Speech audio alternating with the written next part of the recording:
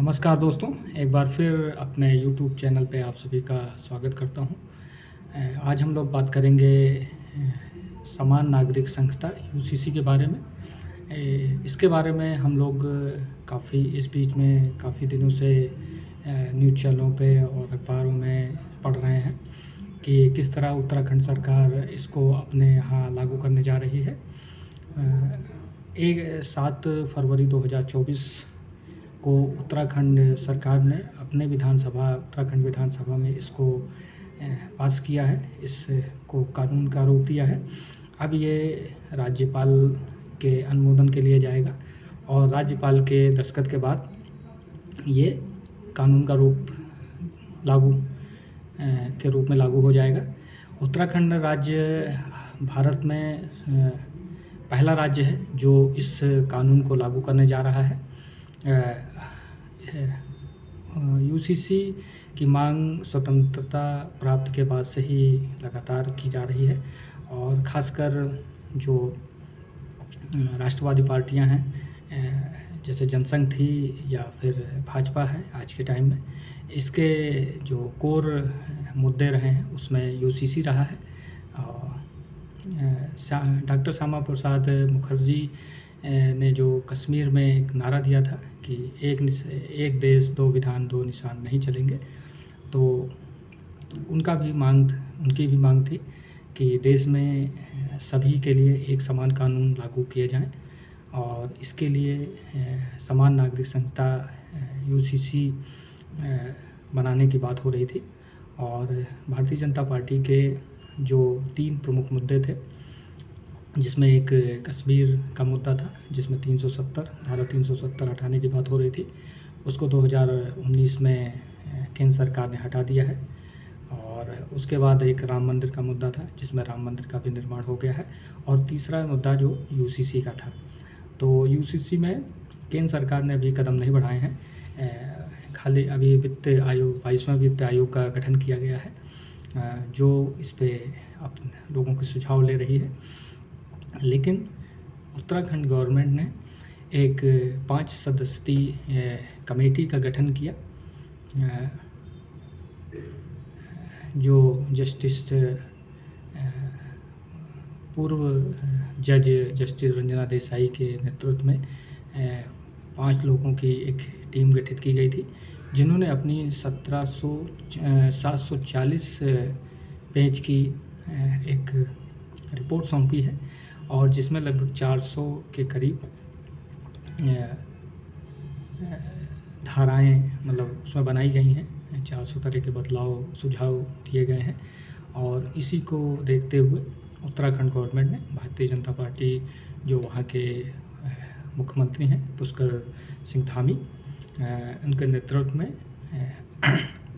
विधानसभा में इस बिल को पास किया गया है और ये अब राज्यपाल के अनुमोदन के लिए जाएगा और उनके हस्ताक्षर करते ही ये कानून का रूप ले लेगा और फिर उसके बाद इसको उत्तराखंड में लागू किया जाएगा।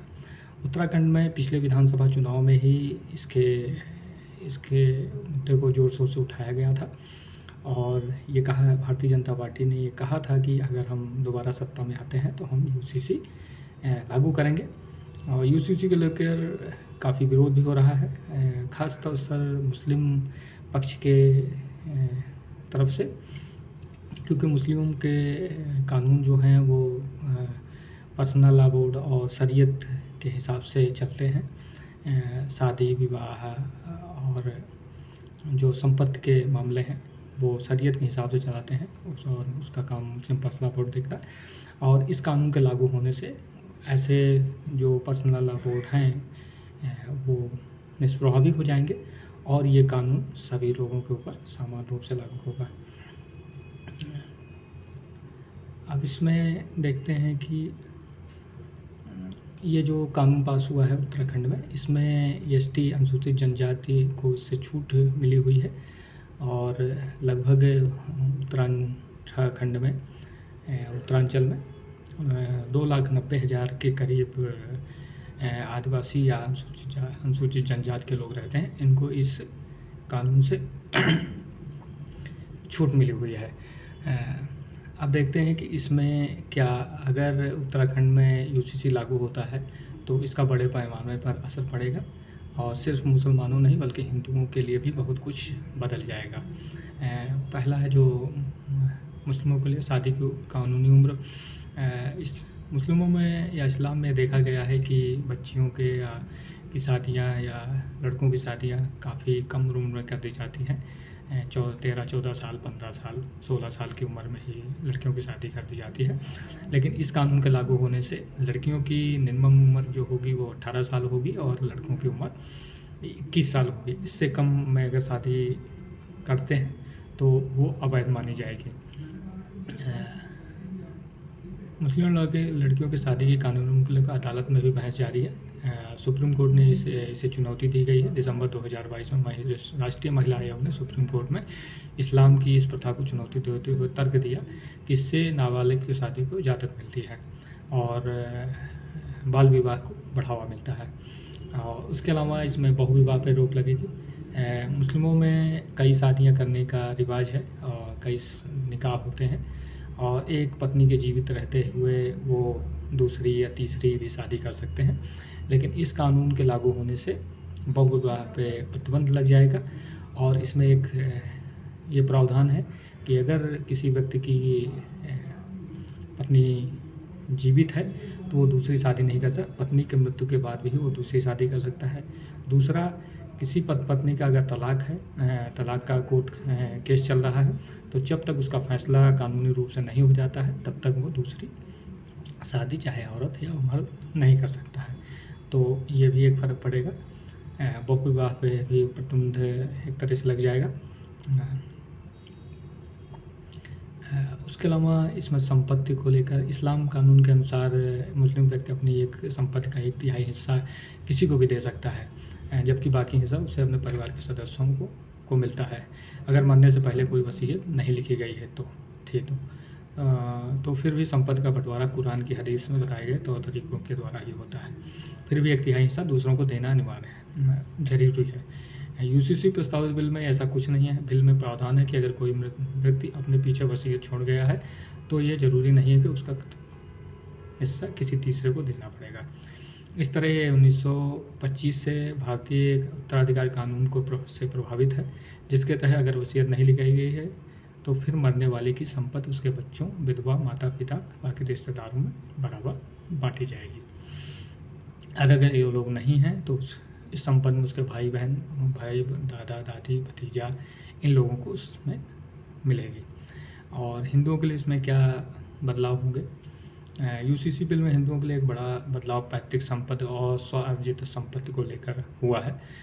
यूसीसी में उत्तराधिकारी की कैटेगरी 1 में माता पिता दोनों को शामिल किया गया है और अब ये तय होता है, अब तक ये होता था कि अगर किसी भी कि बिना वसीयत तैयार किए मौत हो जाती है तो उसकी संपत्ति कैटेगरी 1 के उत्तराधिकारियों में बढ़ती है।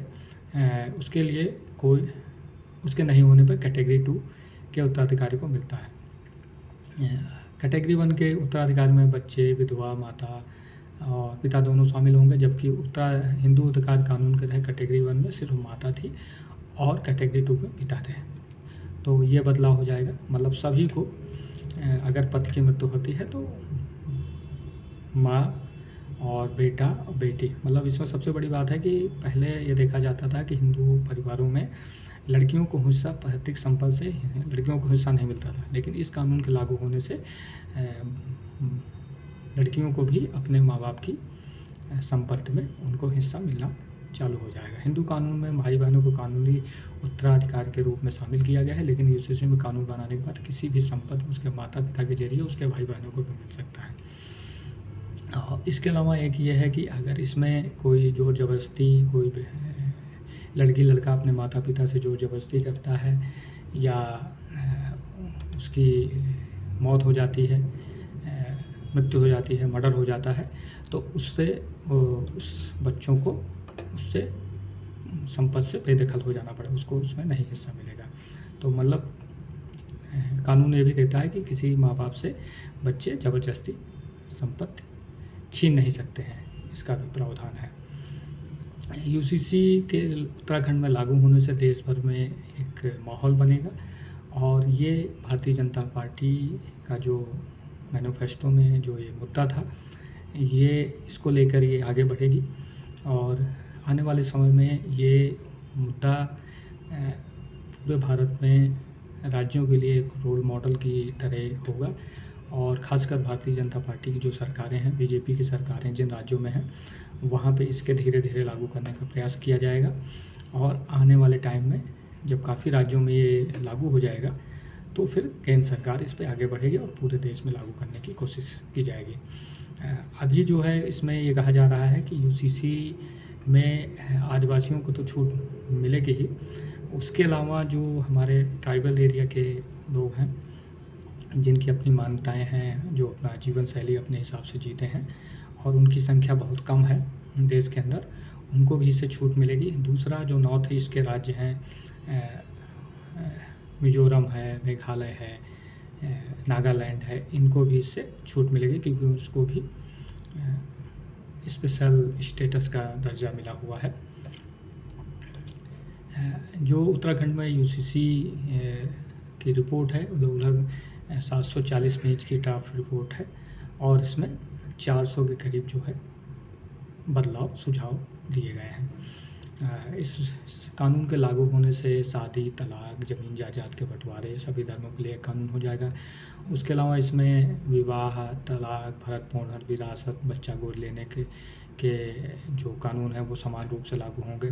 उसके अलावा इसमें एक धारा ये जोड़ी गई है जो लिव इन रिलेशन आजकल काफ़ी देखने सुनने को मिल रहा है और इस पिछले 10 सालों में ये ज़्यादा शहरी क्षेत्रों में ज़्यादा प्रचलन में है कि लड़के लड़कियां एक साथ रह रहे हैं बिना शादी के और पति पत्नी के रूप में, लेकिन उसको किसी सामाजिक या कोई कानूनी दायरे में नहीं होता। तो उसमें भी एक है कि अगर कोई भी लड़की लड़का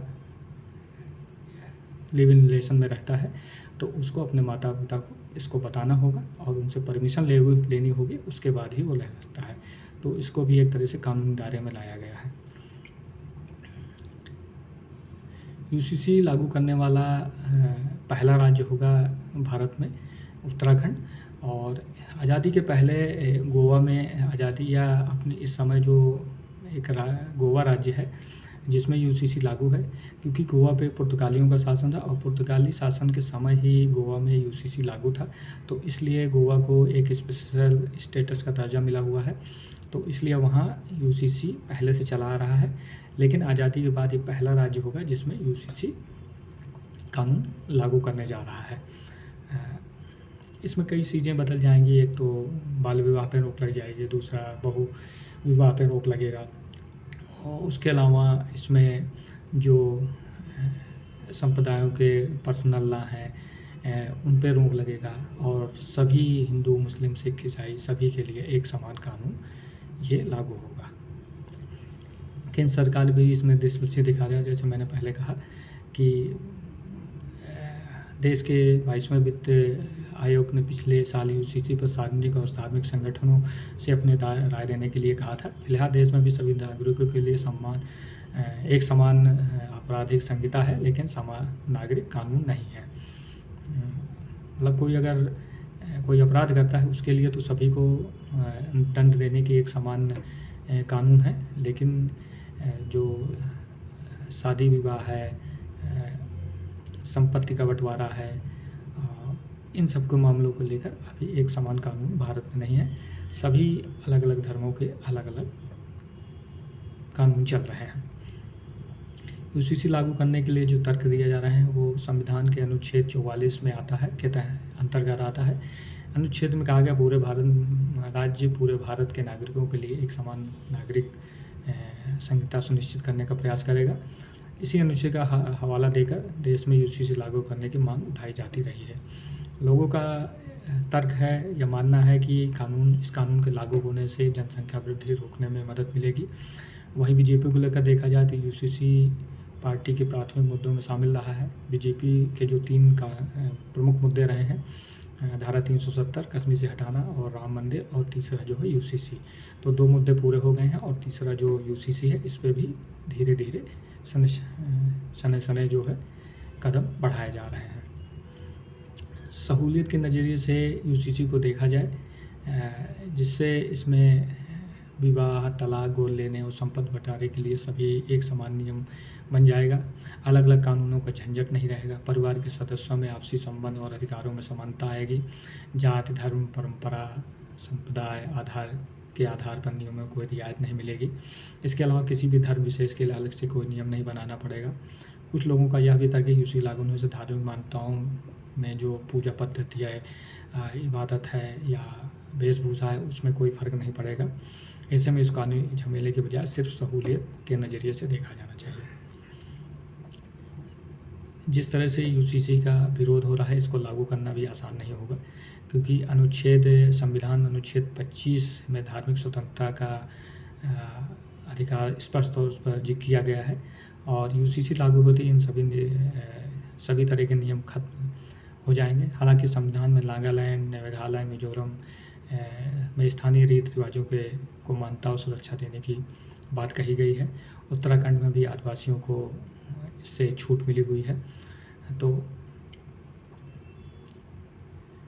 लेकिन खासकर मुस्लिम कम्युनिटी और मुस्लिम की सियासत करने वाली जो पार्टियां हैं, वो इसका पुरजोर विरोध कर रही हैं कि इससे जो है उनके जो पर्सनल रीति रिवाज हैं वो ख़त्म हो जाएंगे और सभी को एक समान कानून लागू हो जाएगा।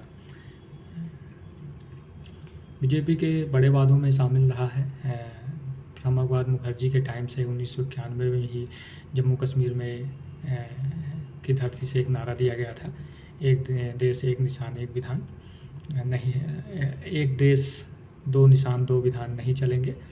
पिछले साल मध्य प्रदेश के विधानसभा चुनाव में ही प्रधानमंत्री नरेंद्र मोदी जी ने भोपाल में सवाल दागा था कि एक परिवार में कैसे दो कानून चलेंगे। यूसीसी को लॉ कमीशन से लेकर स्टैंडिंग कमेटी तक एक्टिव है। सियासी गलियारों से लेकर संविधान कानून के विषय जानकारों तक ये चर्चा का मुख्य विषय बना हुआ है। और सियासत के जानकार कह रहे हैं कि उत्तराखंड चुनाव में ऐतिहासिक सफलता की वजह से यूसीसी को लेकर सरकारें जो है और एक्टिव मोड में काम करने के लिए आगे बढ़ रही हैं। उत्तराखंड से यूसीसी को लेकर एक बड़ा संदेश पूरे देश में जा रहा है। पहली बार विधानसभा में पारित करने वाला ये राज्य होगा। उसके अलावा ये राज्य एक मॉडल के तरह होगा अन्य राज्यों के लिए। उत्तराखंड यूसीसी के मुद्दे पर इसलिए हाथ पाट बना हुआ है क्योंकि विधानसभा के चुनाव में इसके जोर शोर से उठाया गया था और वहाँ पे दोबारा बीजेपी की गवर्नमेंट रिपीट हुई है और फिर वो इसको लेकर आगे बढ़ रही है। इस वजह से ये जो है उत्तराखंड राज्य इसको लागू करने जा रहा है और आने वाले टाइम में और राज्यों में भी ये लागू होगा। अभी भारतीय जनता पार्टी जो है वो यूसीसी को लेकर कोई हड़बड़ी नहीं दिखा रही है, धीरे धीरे इसको लेके आगे बढ़ रही है। अभी जैसे उत्तराखंड में ये कानून लागू होगा, उसके बाद अन्य राज्यों में खासकर जैसे यूपी है, गुजरात है, राजस्थान है, मध्य प्रदेश है, हरियाणा है, ये जहाँ भी बीजेपी की या बीजेपी समर्थित सरकारें हैं, पहले वहाँ पे इसको लागू करने की कोशिश की जाएगी और वहाँ पे लागू होने के बाद फिर केंद्र सरकार इसको पूरे देश में लागू करने का प्रयास करेगी। क्योंकि ये मुद्दा ऐसा है जो काफ़ी बहुसंख्यक लोगों को ये जोड़ता है और इसके लागू होने से देश में एक समान रूपता आएगी और अलग अलग कानूनों का झंझट भी कम होगा और ख़ासकर कोर्ट में भी जो केसेस हैं उस पर भी फ़र्क पड़ेगा। दूसरा, इसमें कई सारी सामाजिक परिवर्तन भी देखने को मिलेगा, खासकर जैसे बहुविवाह है, बालिका जो छोटी बच्चियों का विवाह हो रहा है उस पर रोक लगेगी। ये सब चीज़ें हैं और संपत्ति को लेकर भी सभी को एक समान अधिकार मिलेगा। इसमें जो नियम बनाए गए हैं, जो लड़कियों की उम्र 18 साल और लड़कों की 21 साल होगी, विवाह का अनिवार्य रजिस्ट्रेशन करवाना होगा। अगर रजिस्ट्रेशन शादी के बाद नहीं करवाते हैं तो उसको कानूनी सहायता नहीं उपलब्ध हो पाएगी और पति पत्नी दोनों को तलाक लेने का समान अधिकार और समान अवसर उपलब्ध होंगे। एक पत्नी के जीवित रहते ही दूसरी शादी नहीं हो सकेगी, यानी बहुविवाह पे भी रोक लगेगी। और उत्तराधिकार में लड़कियों को भी लड़कों के बराबर एक समान अधिकार होगा। और इस कानून में लिव इन रिलेशन का डिक्लेरेशन भी आवश्यक होगा, मतलब अपने माँ बाप को बताना होगा कि हम लिव इन में रह रहे हैं। इसके अलावा विवाह का पंजीकरण धारा 6 के अंतर्गत रजिस्ट्रेशन करवाना पड़ेगा। तलाक के लिए कोई भी पुरुष या महिला कोर्ट में तब तक नहीं जा सकेगा जब तक शादी को लेकर शादी हुए 1 साल नहीं हुए। 1 साल के बाद ही तलाक की अर्जी दी जा सकती है। उसके अलावा इस तलाक लेने के लिए महिला या पुरुष दोनों कोर्ट में याचिका दे सकता है। विवाह किसी भी धार्मिक प्रथा से किया गया हो, लेकिन तलाक केवल कानूनी प्रक्रिया के द्वारा ही हो सकेगा। किसी भी व्यक्ति को पुनर्विवाह करने की इजाज़त नहीं होगी। अगर पुनर्विवाह तभी होगा जब पति पत्नी का कोर्ट से तलाक हो गया हो, या पति या पत्नी में एक की मृत्यु हो गई है, तभी दूसरा आदमी शादी दूसरी कर सकता है। कानून के खिलाफ विवाह करने में 6 महीने की जेल और 50,000 रुपये का जुर्माना लगाया है। इन नियमों को नहीं मानने पर या के खिलाफ जाकर तलाक लेने वाले को 3 साल की सज़ा का प्रावधान किया गया है। दूसरा, पुरुष और महिला के बीच दूसरा विवाह तभी संभव है जब उस पार्टनर में कोई एक जीवित ना हो।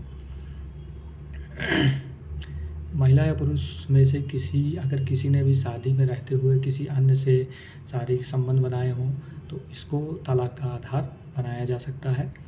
अगर किसी पुरुष ने किसी ने नपुंसकता या जानबूझ का बदला लेने के लिए विवाह किया, तो ऐसे इसको लेकर भी तलाक के लिए भी कोर्ट में अर्जी दी जा सकती है। अगर किसी पुरुष ने किसी महिला के साथ रेप किया हो या विवाह करने रहते हुए किसी अन्य महिला से गर्भवती हुई हो, तो ऐसे में भी तलाक लेने की कोर्ट में याचिका लगाई जा सकती है। अगर महिला या पुरुष में कोई भी धर्म परिवर्तन करता है, तो इसे भी तलाक की अर्जी का आधार बनाया जा सकता है। इसके अलावा संपत्ति में भी सभी को, माँ बाप और उसके दोनों बच्चों को समान अधिकार होगा, और जो भी संपत्ति हो वो समान रूप से बँटेगी। तो ये सारे प्रावधान किए गए हैं। इसका विरोध भी हो रहा है, खासकर मुस्लिम पक्ष के द्वारा, क्योंकि उनको लगता है कि उनके धर्म में एक तरह से हस्तक्षेप हो रहा है। लेकिन कई सारे देशों में जो है, मुस्लिम देशों में भी, खासकर अरब कंट्री में, यहाँ तक पाकिस्तान में भी यूसीसी लागू है। और वहाँ पे जो भी उनके धार्मिक मुद्दे हैं वो कोर्ट के द्वारा ही फैसले लिए जाते रहे हैं। तो उनकी जो मांगे हैं उस पर भी, मतलब उसको भी जो लॉ कमीशन होगा उसमें अपनी मांगों को रख सकते हैं। उत्तराखंड देश का पहला राज्य है जो यूसीसी लागू करने जा रहा है। आने वाले समय में हम लोग ये देखेंगे कि यूसीसी के लिए पूरे देश में एक तरह से माहौल बनेगा और पूरे देश में इसको लागू करने का प्रयास किया जाएगा। क्योंकि ये भाजपा का प्रमुख मुद्दा रहा है, तो इसको लेकर अभी चुनाव के बाद भाजपा इसको ज़ोर शोर से लेकर आगे बढ़ेगी, और आने वाले टाइम में ये पूरे देश में भी लागू किया जा सकता है। इस कानून के लागू होने से समाज में एकरूपता आएगी, बहुविवाह पे रोक लगेगा, बाल विवाह पे रोक लगेगा, संपत्ति का समान बंटवारा होगा, संपत्ति को लेकर जो लड़ाई झगड़े होते रहे उसमें भी कमी आएगी, जनसंख्या नियंत्रण में भी एक तरह से रोकथाम बढ़ेगी। तो इन सब का फ़ायदा भी होगा, और कानून को लेकर सभी के लिए एक समान कानून होगा, किसी को कोई स्पेशल स्टेटस नहीं मिलेगा इस कानून के लागू होने से। तो ये सारी बातें हैं। ये मेरा यूट्यूब चैनल है @political अड्डा 2020। इसको आप लोग ज़्यादा से ज़्यादा लाइक करें, सब्सक्राइब करें, ताकि जो और अलग अलग मुद्दों पे जो वीडियो हम बनाते हैं वो आप तक पहुंचते रहें। जय हिंद, जय भारत, धन्यवाद।